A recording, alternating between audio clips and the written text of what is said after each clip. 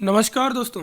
RSM SSB पटवार और JEN के एग्ज़ाम को लेकर काफ़ी कयास लगाए जा रहे हैं। कुछ वीडियोज यूट्यूब पे सोशल मीडिया पे देखने को मिले कई सारे कि एग्ज़ाम मार्च में हो जाएगा, कुछ कह रहे हैं कि अब मार्च में नहीं हो सकता, अब जुलाई में होगा। तो ये सब एक अजम्पशंस है, इनका कोई औचित्य नहीं है, कोई सोर्स नहीं है। तो ऐसी अफवाहों पे ज़्यादा समय बर्बाद नहीं करना चाहिए मेरे हिसाब से, और ध्यान देना चाहिए अपनी पढ़ाई पर। एग्ज़ाम मार्च में हो तो भी तैयारी अच्छी हो, जुलाई में हो तो भी तैयारी अच्छी हो। लेकिन हम बात करेंगे कि आखिर में एग्ज़ाम की पॉसिबिलिटी क्या है, कब तक एग्ज़ाम हो सकता है, इन सब के बारे में हम बात करेंगे। साथ ही बात करेंगे कि कब तक अधीनस्थ बोर्ड का चेयरमैन अपॉइंट किया जा सकता है। तो सबसे पहले आपको मैं एक ट्वीट दिखाता हूँ, जो कि पुराना है, हालांकि 18 जनवरी का है। तो आप देख सकते हैं कि भर्तियों को लेकर कार्मिक विभाग की समीक्षा बैठक जारी। डीओपी प्रमुख सचिव हेमंत गेरा की अध्यक्षता में हो रही बैठक। सभी विभागों में रिक्त भर्तियां और भर्तियों की पेंडेंसी पर हो रही है चर्चा। तो कार्मिक विभाग भी भर्तियों को लेकर चिंतित है। और जैसा कि पहले भी बताया गया था कि कैबिनेट मिनिस्टर मीटिंग जो होगी, कैबिनेट मीटिंग, उसमें फैसला लिया जा सकता है कि अधीनस्थ बोर्ड का चेयरमैन कौन होगा। लेकिन वो कैबिनेट मीटिंग जो कल बुधवार को होनी थी, वो भी पोस्टपोन हो गई है। और आगे कब कैबिनेट मीटिंग होती है और कब इसका फैसला लिया जाएगा, ये सरकार पर निर्भर करता है। साथ ही एक ट्वीट और दिखाता हूँ मैं, जो 21 जनवरी का है, ये भी बहुत ज़्यादा पुराना नहीं है। तो इसमें जो स्टाफ सिलेक्शन बोर्ड है, उसके चेयरमैन की नियुक्ति को लेकर एक रिटायर्ड आईएएस का नाम चर्चा में रहा है। एसीएस पोस्ट से हुए थे रिटायर्ड, लंबे समय से संभाली थी लोकल सेल्फ विभाग की कमान। बनने पर रह पाएंगे केवल 2 वर्षीय चेयरमैन, 65 वर्ष के हैं, चेयरमैन की रिटायरमेंट आई। ये 21 जनवरी का है। तो यहाँ पर चर्चाएं तो हो रही है और कयास लगाए जा रहे हैं कि कोई ना कोई चेयरमैन बहुत जल्द बना दिया जाएगा। लेकिन यहाँ पर जो बात देखने को मिली है, उसमें इम्पोर्टेंट ये है कि ये कब तक इसका अपॉइंटमेंट होगा और कब तक सरकार आगे की भर्ती प्रक्रियाओं को पूरा कर पाएगी। तो यहाँ पर ये बहुत बड़ी प्रॉब्लम है।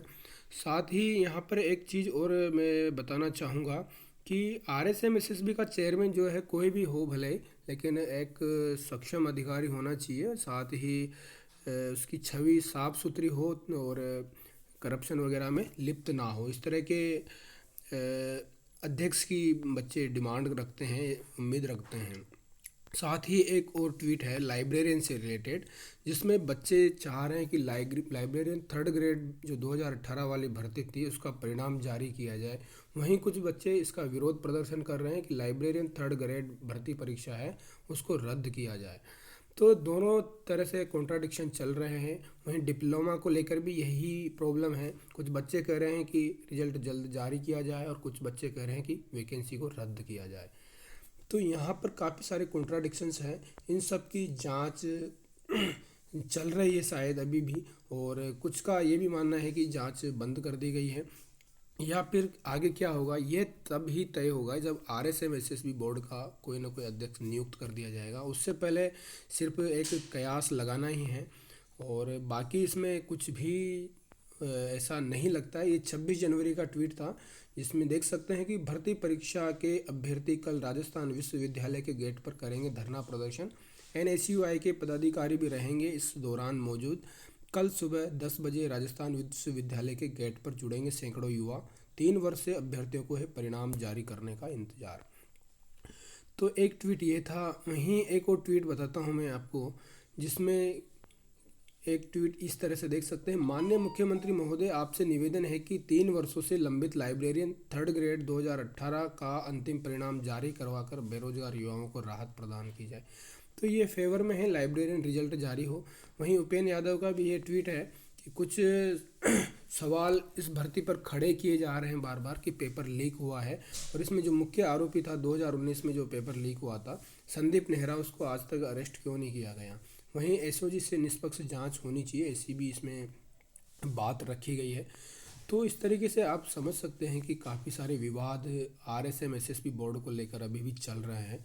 और ये सब विवाद तभी ख़त्म हो पाएंगे जब तक जिसके बाद की अध्यक्ष की नियुक्ति हो जाती है। उससे पहले मुझे नहीं लगता है इन सब पर कुछ बोलना सही है। बाकी जैसे ही आरएसएम एसएसबी बोर्ड के चेयरमैन नियुक्त होते हैं, उसके बाद कुछ ना कुछ प्रक्रिया आगे बढ़ेगी। जेईएन के एग्ज़ाम को लेकर हम बात करें तो जेईएन का एग्ज़ाम की डेट का भी अभी सिर्फ कयास लगाए जा रहे हैं। जब तक अधीनस्थ बोर्ड के चेयरमैन अपॉइंट नहीं होते, वहाँ पर सचिव भी नहीं है और ऑलमोस्ट सदस्य भी नहीं हैं, बहुत स्टाफ या कहें हम कुछ बचा ही नहीं, पूरा अधीनस्थ बोर्ड खाली हो गया है। तो वहाँ पर कोई भी डिसीजन अभी कौन लेगा, कैसे लेगा।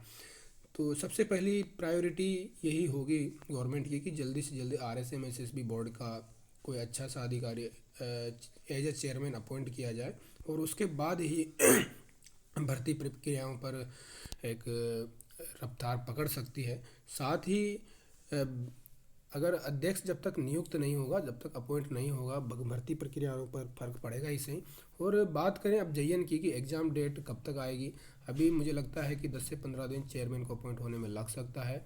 उसके बाद भी उसकी समीक्षा की जाएगी और जो डिप्लोमा पेपर को लेकर भी काफ़ी सारे कयास लगाए जा रहे हैं, हो सकता है इसको कैंसिल भी किया जा सके या हो सकता है इसका रिजल्ट दे दिया जाए। ये अभी हमें नहीं मालूम, ये बोर्ड के चेयरमैन ही तय करेंगे।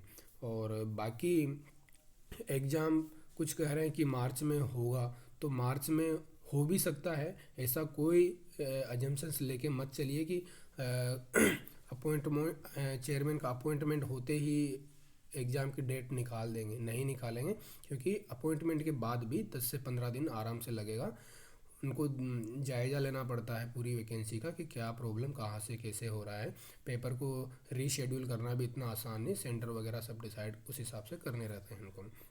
वहीं कुछ कह रहा है कि जुलाई में जाएगा, क्योंकि बीच में फिर बोर्ड के एग्ज़ाम वगैरह आ जाएंगे। ऐसा कुछ नहीं है, क्योंकि जेईएन की जो वैकेंसी बहुत बड़ी भर्ती भी नहीं है।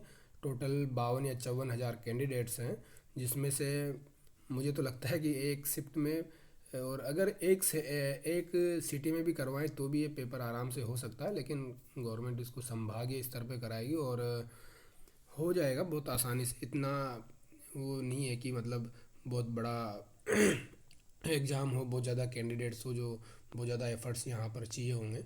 बस यहाँ पर एग्ज़ाम को एक सही तरीके से करा लिया जाए, ताकि जो बेरोज़गार युवा है इंतज़ार कर रहे हैं कब एग्ज़ाम होगा, वो फिर से पढ़ाई में लग जाएं।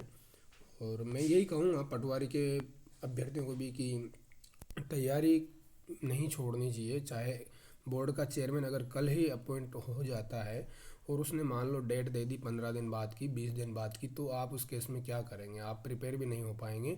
इसलिए प्रिपरेशन आज से ही तैयारी रखनी पड़ेगी। और साथ ही जेईएन में भी यही सिचुएशन लागू होती है, दे सकते हैं कभी भी, क्योंकि इसको रीशेड्यूल करने में बहुत ज़्यादा वक्त भी नहीं लगेगा। इनका कोई भरोसा नहीं है, सब अनिश्चित है। तो आप ये अजम्पशंस लेके मत चलिए, पेपर आज होगा, कल होगा, 2 महीने बाद, 5 महीने बाद। पेपर कल भी होता है या 10 दिन बाद भी होता है, तो आप तैयारी करके रखिए और अच्छे से एग्ज़ाम देना ही आपकी प्राथमिकता होना चाहिए, क्योंकि आपने साल भर से ज़्यादा समय इस पर दिया है। तो 3-4 महीने और यहाँ पर तैयारी की जानी चाहिए। तो दोस्तों, यही थी आज की बात जो आपसे करनी थी। जय हिंद, जय भारत।